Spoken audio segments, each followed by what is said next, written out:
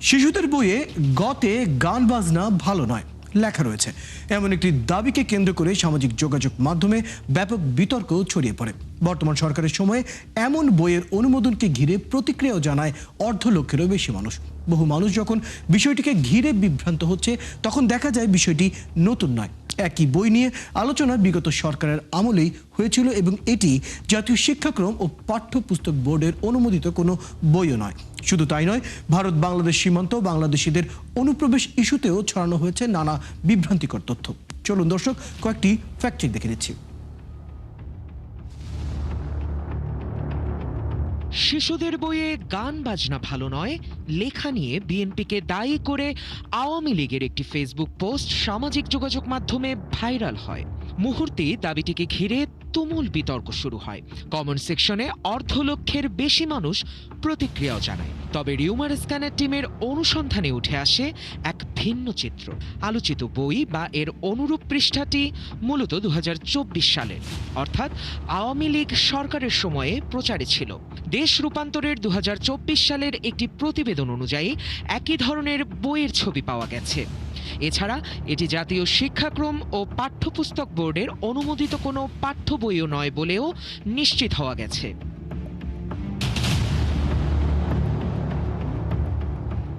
ওদিকে ধান খেতে কাজ করার সময় বাংলাদেশি এক কৃষককে বিএসএফ সদস্যরা ধরে নিয়ে যাচ্ছে এমন দাবিতে সামাজিক মাধ্যমে একটি ছবি প্রচার করা হলেও দাবিটি সম্পূর্ণ বানোয়াট।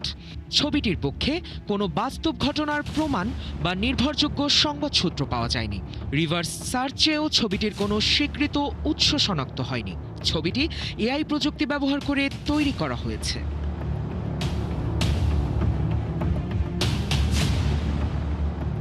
আবার পশ্চিমবঙ্গের নবনির্বাচিত মুখ্যমন্ত্রী শুভেন্দু অধিকারীকে ক্ষুব্ধ জনতা তাড়িয়ে দিচ্ছে এমন দাবিতে একটি ভিডিও প্রায় সবকটা সোশ্যাল প্ল্যাটফর্মে প্রচার করা হয়, কিন্তু ভিডিওটি সাম্প্রতিক সময়ের নয়।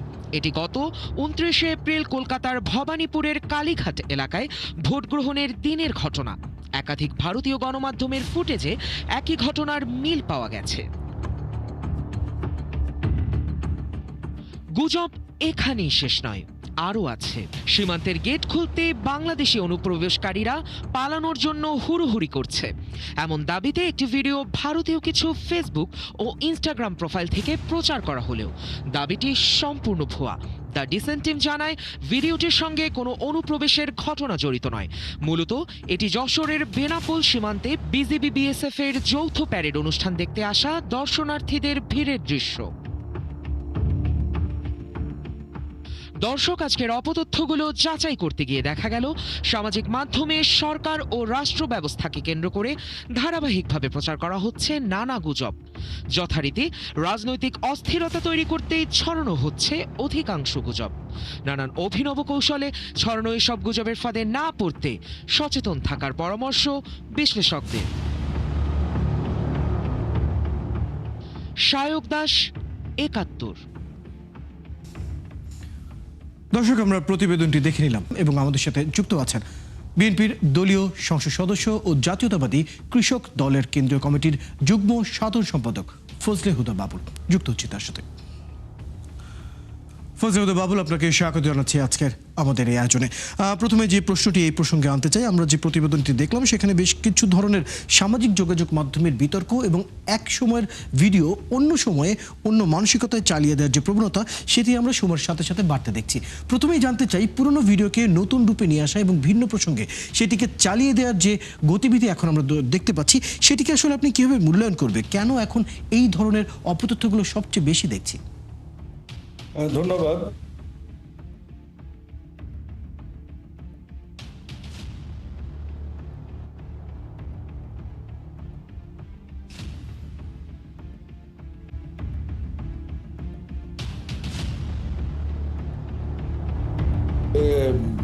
নৈতিকতা এবং মানসিক প্রস্তুতি, আমাদের যে সমাজ ব্যবস্থার অবকাঠামোগত বিষয় এবং আমাদের যে আইনগত কাঠামোগুলো, এই জিনিসগুলো আসলে ঠিক না থাকাতে যে কেউ যে কোনো কিছু যে কোনোভাবে উপস্থাপন করতে অভ্যস্ত হয়ে গেছে বাংলাদেশে। বিশেষ করে বিগত 17 বছরের একটা ব্যাপক অনিয়মের মধ্যে চলেছে দেশ। এখনো দেখবেন যেমন একটা কথা বলি, আমাদের মরহুম বেগম খালেদা জিয়া, আমাদের সাবেক প্রধানমন্ত্রী, 3বারের প্রধানমন্ত্রী বেগম খালেদা জিয়া সম্পর্কে অনেক রকমের কথা মিডিয়ায় চলে আসে। উনি এটা বলেছেন, উনি এটা বলেছেন, কিন্তু প্রেক্ষাপটগুলো এখানে আনা হয় না। এই বিষয়টা এ কারণেই আমি তুললাম যে আমাদের এই তথাকথিত মিডিয়া, আপনি দেখবেন মিডিয়ায় হঠাৎ করে একটা কথা, এই সরকার আর নাই, 3 মাসের মধ্যে আর থাকবে না। হ্যাঁ, এই যে একটা প্রপাগান্ডা, এই যে গুজব, এবং এই যে আপনার বিভিন্ন এক জায়গার ছবি, আরেক জায়গার ফটোকার্ড, আরেক জায়গার ভিডিও, এই মিশ্রণ করে এবং বিভিন্ন সময়ের কথা আরেকটা সময়ে এসে সেটা করা, এটা বিশেষ করে আমাদের দেশে একটা রাজনৈতিক শ্রেণীর উদ্ভব হয়েছে, এবং এই শ্রেণীটা দীর্ঘদিন গুপ্ত ছিল, এবং তারা বিভিন্নভাবে সমাজকে বিভিন্ন অপতথ্য দিয়ে প্রভাবিত করার, বিশেষ করে সোশ্যাল মিডিয়ায় খুবই চেষ্টায় তারা, যেটাকে আপনারা বট বাহিনী বলেন, এই সবও এখন কিন্তু হচ্ছে। রাজনৈতিক শিষ্টাচার, তথ্যের যথাযথ বিশ্লেষণ, বিচার, এবং সেই একটা তথ্য সেই সমাজে তার প্রভাব প্রতিক্রিয়া, এটার কি সামাজিক অপক্ষয় আনতে পারে কিনা, আমাদের এই জিনিসগুলো এখন পর্যন্ত আমরা স্ট্রিমলাইন করতে পারিনি। এবং আইনগত যে জিনিসটা, যেটা মুক্ত তথ্যের নামে, মুক্ত স্বাধীনতার নামে, গণতন্ত্রের নামে, বাক স্বাধীনতার নামে আমরা বিভিন্ন কিছু বলে যাই, যেগুলো সমাজের বিভিন্ন ধরনের অবক্ষয় নিয়ে আসে। আমরা যখন সমাজের অপক্ষয় নিয়ে কথা বলছি, আপনি যখন বলছিলেন এবং কিছুক্ষণ আগেই আপনি বলছিলেন যে এই ধরনের অপতথ্যগুলো মানুষের মনে যে ধরনের আসলে প্রভাব ফেলছে, সেটিও কিন্তু দীর্ঘমেয়াদে আমাদের জনগণের জনমতে প্রভাব ফেলতে পারে। একটি বার্তা বা একটি অপতথ্য যদি জনগণের জনমতে একটি প্রভাব ফেলতে পারে, তাহলে কিন্তু যে কোনো দিকেই সেই জনমত নিয়ে যাওয়া যায়। সেটি থেকে বাঁচার জন্য বা জনগণকে সচেতন করার জন্য আসলে এই মুহূর্তে আমাদের কী করা দরকার? কারণ প্রযুক্তি যেভাবে এগোচ্ছে, আমাদের সাধারণ ব্যবহারকারীরা কি সেই অনুযায়ী বুঝতে পারছে কতটুকু প্রযুক্তি বা অপতথ্য কতটুকু ভয়াবহ? একটা খুবই ফানি আপনাকে উদাহরণ দিই। আমার এলাকায় একটা ছেলে আমারই দল করে, সে ব্রাজিলের, হ্যাঁ আমি ব্রাজিলের সাপোর্টার, আমি তো তার আমার সাথে ব্রাজিলের তার একটা ছবি দিয়ে সে বলেছে যে নেতা ব্রাজিলে গিয়েছিল, এই তখনকার ছবি। আমি জীবনেও ব্রাজিলে যাইনি, তো আমি কিন্তু ব্রাজিলের জার্সি পরেছি 1994-এ, এরপর আর কোনোদিন পরিনি। কিন্তু ওই এমনভাবে করেছে, এটা এআই কিনা আমি নিজেও কনফিউজড। তো এই যে মানুষের এই অপতথ্য, এইটা সোশ্যাল মিডিয়ায়, বিশেষ করে আমাদের বাংলাদেশে এটা আরো বেশি, এবং আমি বলবো পশ্চিমবঙ্গ এবং বাংলাদেশ, এই দুটো জায়গায় এই অপতথ্য, কারণ এই দুটো জায়গার মানুষের বেকারত্বের হার অনেক বেশি, এবং মানুষ খুব দ্রুত একটা ডিসিশন নিয়ে ফেলে। এই জায়গাটা থেকে উঠে আসবার জন্য আমাদের আইন এবং বিভিন্ন তথ্য, যেটা আমরা বলি তথ্য নিরাপত্তা, যেটা, এবং তথ্যের যে যথাযথতা, যে এই তথ্যটা আসলে সঠিক, এরপর যেন এটা কোনো একটা স্ক্যানিং এর মাধ্যমে বা ফার্দার একটা প্রযুক্তির মাধ্যমে সেটাকে যেন আমরা সঠিক তথ্য হিসেবে, আমরা যে কোনো সোশ্যাল মিডিয়ায় হোক বা যেখানেই হোক, আমরা যেন সেরকম একটা স্ক্যানার সিস্টেম আনা যায় কিনা। আমার মনে হয় আমাদের তথ্যমন্ত্রী উনি নিজেও এটা নিয়ে খুব চেষ্টা করছেন যে আমরা ভবিষ্যতে এগুলো কিভাবে টেক আপ করবো।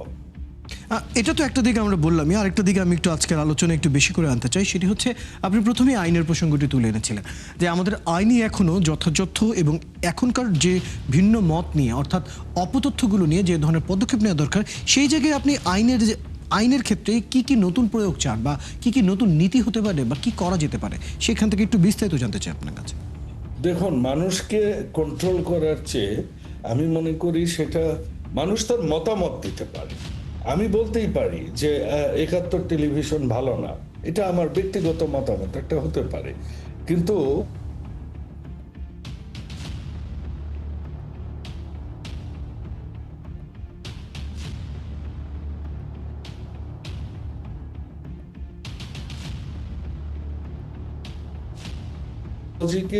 প্রপারলি উপস্থাপন করবার জন্য সোশ্যাল মিডিয়াটার সঠিক উপকার পাবার জন্য এটার স্ক্যানার সিস্টেম এবং এটাকে ফার্দার স্ট্রেনথেন করার জন্য আমার মনে হয় যে প্রযুক্তিটাকে ওই যেভাবে আপনারা ফ্যাক্ট চেক করেন, সো বিফোর আপলোডিং এটা যেন ওই সিস্টেমটা, ওই সফটওয়্যারটা এটাকে পাস হয়ে আসে, এরকম একটা ব্যবস্থা করা আমার মনে হয় খুব ভালো হয়। কিন্তু আপনি যে প্রযুক্তির কথা বলছেন, আমরা গত এত বছরেও এই যে সামাজিক যোগাযোগ মাধ্যমগুলো অর্থাৎ ফেসবুক, ইউটিউব, এগুলোর কোনো দফতর এখনো কিন্তু আমাদের দেশে কোনো অঙ্গ দফতর বা উপদফতরও কিন্তু আমরা এখন পর্যন্ত আমাদের দেশে করতে পারিনি। তাহলে এই ধরনের কার্যক্রম করা কি, বা এই ধরনের স্ক্যানিং সিস্টেম যেটি পোস্ট করার সাথে সাথে বা তারপরে দ্রুততার সাথে কাজ করবে, এরকম প্রযুক্তি আনা কি সহজ হবে বলে মনে করেন? আমার মনে হয় কি, আপনি যথার্থই বলেছেন, যখন গত 17 বছরে একটা দেশে গণতন্ত্র গণতন্ত্রের লেবাসে একটা ফ্যাসিজম চলেছে, আপনি জানেন গত 17 বছরে বিদেশি কোনো কোম্পানি এ দেশে তাদের কাজ করতে পারেনি এবং তারা লেজ গুটিয়ে চলে গেছে এই কারণে। যেমন সানোফি, একটা বিগ ফার্মা কোম্পানি, 100 বছরের বেশি, 200 বছরের দেশে ছিল, তারা চলে গেছে। জিএসকে তারা চলে গেছে, নোভার্টিস ফার্মা তারা চলে গেছে। সো নতুন যে এই প্রযুক্তি কোম্পানিগুলো আসবে এর কোনো অপশন ছিল না। বাংলাদেশ, আপনি জানেন যে এখন আমরা জাতিসংঘের সাধারণ অধিবেশনের সভাপতিও আমাদের বাংলাদেশ থেকে হয়েছে। আমার মনে হয়েছে যে আমাদের মাননীয় প্রধানমন্ত্রীর নেতৃত্বে এই জিনিসগুলো স্ট্রিমলাইন হবে এবং ফেসবুক বলেন, ইউটিউব বলেন, বা তারা হয়তো মেটা বলেন এক সময়, কারণ এটা একটা আমাদের সবচেয়ে জনসম্পদ, যেটা 20 কোটি জনসংখ্যার, 200 মিলিয়ন জনসংখ্যার দেশে, আমার মনে হয় যে তারা হয়তো তাদের অফিস স্থাপন করবে। এই তো গেল আমাদের আইনের প্রসঙ্গ। আমি একটু যেতে চাই সাধারণ মানুষকে যে প্রভাবিত করছে যে অপতথ্যগুলো, এবং অনেকটা উদ্দেশ্যমূলকভাবে এমন করেই গুজবগুলোকে ছড়ানো হয় যাতে মানুষের কোনো ধরনের কোনো বিষয়ের উপর কোনো একটি সিদ্ধান্তে তারা চলে আসতে পারে এবং সিদ্ধান্তকে অথবা প্রভাবিত করারও আমার প্রবণতা দেখি। তো সেই ক্ষেত্রে আপনি কি মনে করেন এই মানুষদেরকে, অর্থাৎ সাধারণ মানুষ বা ব্যবহারকারীরা যাতে সচেতন হতে পারে, এই জন্য কি তাদের শিক্ষণীয় বা এই ধরনের কোনো কার্যক্রম নেওয়ার প্রয়োজন দেখেন? দেখুন, আপনার সাধারণ মানুষের সচেতনতার কথা আমরা রাজনীতিবিদরা মুখে মুখে বলি, কিন্তু যেটা দরকার সেটা হচ্ছে আমাদের রাজনৈতিক নেতৃত্বের, কারণ রাজনীতি আপনার অর্থনীতি, সমাজনীতি, ধর্মনীতি, আপনার মুদ্রানীতি, রাষ্ট্রনীতি, পররাষ্ট্রনীতি, সকল নীতিকে নিয়ন্ত্রণ করে। তো সেই ক্ষেত্রে আমাদের বিভিন্ন রাজনৈতিক দলগুলোর সভ্যতা ভব্যতা একটু ঠিক হওয়া উচিত। শব্দ চয়নে আমাদের অন্তত কিছুটা হলেও আমাদের শালীনতা রক্ষা করা উচিত। আপনি জানেন মাননীয় প্রধানমন্ত্রী তার পরিবারকে নিয়ে ঢাকা বিশ্ববিদ্যালয়ের মতো জায়গায় কিরকম অসভ্য কথাবার্তা, স্লোগান দেয়া হয়েছে দেশে। কাজেই আমাদের মনে হয় যে প্রত্যেক, শুধু আমার রাজনৈতিক দলে যে এরকম নাই তা না, থাকতে পারে 2-4টা। আমি সামগ্রিকভাবে বলছি যে প্রথমে রাজনীতিবিদদের একটা জায়গায় আসতে হবে দেশের জন্য, দেশের ভবিষ্যতের জন্য, ভবিষ্যৎ প্রজন্মের জন্য আমাদের কিছু কিছু জিনিস মেনে চলা উচিত। তারপরে এই জিনিসগুলো শিক্ষায় আমরা ব্যবহার করব, স্বাস্থ্যে করব, প্রশাসনে করব, আমরা সমাজ গঠনে করব, ধর্মীয় নীতিতে করব। কিন্তু এই জিনিসগুলো রাজনীতিতে যারা আসেন তাদের এই জিনিসগুলো, এবং একটা সময় আপনি ঐতিহাসিকভাবে দেখা গেছে যারা এসব বলেন সাময়িকভাবে তারা হয়তো সুবিধা পান, কিন্তু পরে জনগণ তাদেরকে কিন্তু ছুঁড়ে ফেলে দেয়। এই যে এই চিন্তা ভাবনাটা আমাদের রাজনৈতিক নেতৃত্বের, সকল রাজনৈতিক দলের আমার মনে হয় ভাষা প্রয়োগে, তথ্য ও শেয়ারে আমাদের খুব সচেতন হওয়া উচিত, এবং সেই জায়গাগুলো যদি সেখান থেকে নিয়ন্ত্রিত হয়, আমার মনে হয় একটা সময় এসে এটা সমাজে প্রভাব পড়ে। ঠিক একই প্রসঙ্গে আরেকটি জিনিস আমি যুক্ত করতে চাই। আমাদের দেশে যে কটি রাজনৈতিক দল আছে, অর্থাৎ আমি যদি ধরি বিএনপি একটি বড় রাজনৈতিক দল, এছাড়া জামাতও একটি বড় রাজনৈতিক দল, এছাড়া এনসিপিও রয়েছে। এদের সবারই নিজেদের নেতাকর্মী রয়েছে পুরো বাংলাদেশ জুড়ে, অলিতে গলিতে পর্যন্ত। এই ধরনের নেতাকর্মীদের যদি এই যে ফ্যাক্ট চেক নিয়ে কাজ করে, অর্থাৎ ভুল তথ্য ডিবাং করার ক্ষেত্রে যদি কাজ করে, তাহলে আপনি কি মনে করেন সাধারণ মানুষের জন্য অনেকটা সহজ হবে কোনটা সত্য এবং বাছাই করে নেওয়া? অবশ্যই। আপনি দেখুন, যখন ফ্যাসিস্ট হাসিনা পালিয়ে গেছে তখন কিন্তু বায়তুল মোকাররমের ইমামও পালিয়ে গেছে, বিশ্ববিদ্যালয়ের ভিসিরাও পালিয়ে গেছে। আমি যারা নোবেল পেশায় আছে তাদের উদাহরণ দিচ্ছি।